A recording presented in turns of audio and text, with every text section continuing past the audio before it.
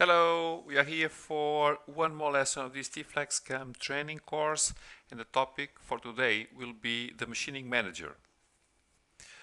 This machining manager corresponds to this window or this dialog in the left side of the software and can be accessed through this icon here. So machining manager, open and close.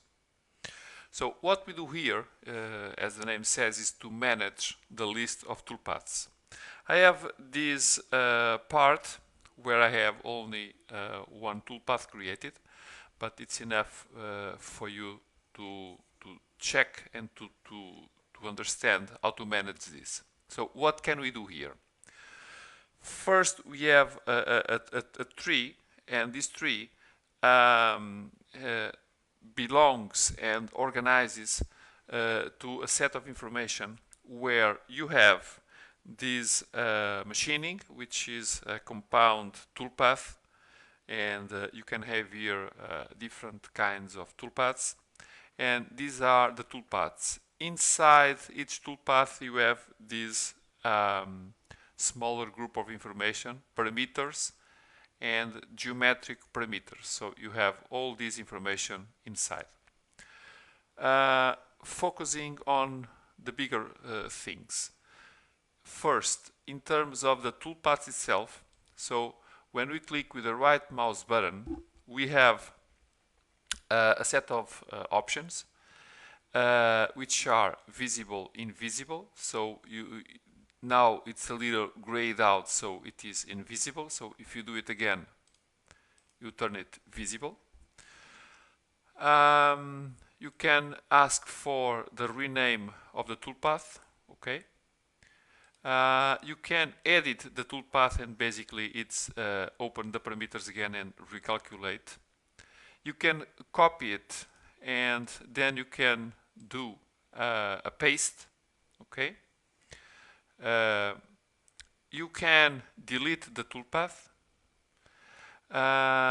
We have these functions here for several things, like the move-in of, we will see later in this video, the start return point and the cutting in. But besides, we have also the copy array, and the copy array allow us to make a linear copy, or a linear array, a circular, or a symmetry. So if we say linear, we can say several copies. The step is, for example, 100, and we can say in X, so X 100, and OK. And we have here a copy of our toolpath, so something like this. Okay. I will delete this and will delete this one. Okay, returning to the initial information. Besides, we have also properties. The properties are something like the levels, the layers, and the colors for active or non-active toolpaths. Okay, and we will see also the concept behind the active or non-active. And we can have a statistic, and this is for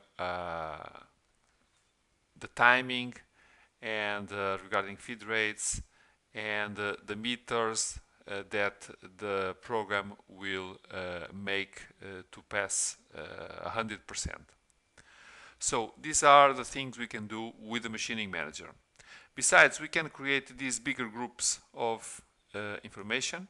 So we can say create a new one.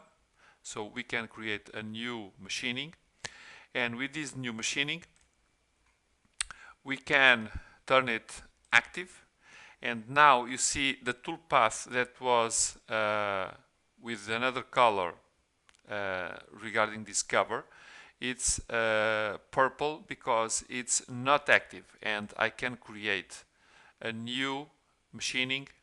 It doesn't matter exactly what I'm going to do, just the idea behind. So I've created a toolpath on top of this surface, so you see it is red, which corresponds to the active toolpath, and this one to the non-active toolpath. So we have this, we can work a little around it. We can do something also like, it's not active in this moment, the combine. And the combine, it is something that if you have several the toolpaths behind this big group, you can create one single toolpath. So I can try, probably they are the same and they do not allow me to create a single one, but we can try. Okay, not possible. But the idea of combine is that one.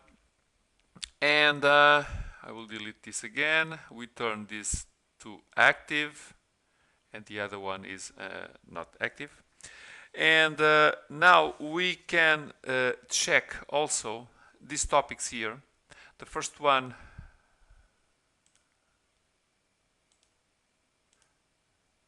so this one off for now. And okay, we must see before turn this off. So the first one, the thing with which is called start return point. It is something used to create points of tool approach and retreat.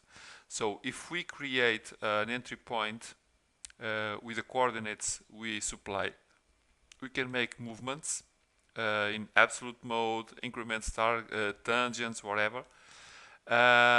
We can choose in rapid or working feed rates, and we can choose the order to move the axis, and we can say also an exit point on the same way, and simply calculate it.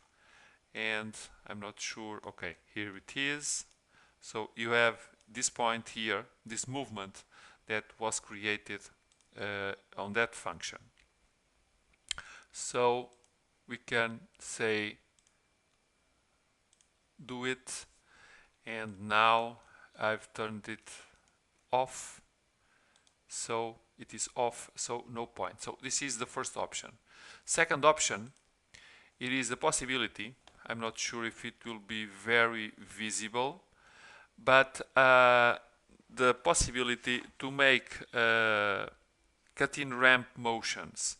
So we can cut by a spiral, in a drilled hole, arbitrary line, in the first line of the toolpath, whatever it is, and according to the parameters we insert here, we can have more detail in parameters.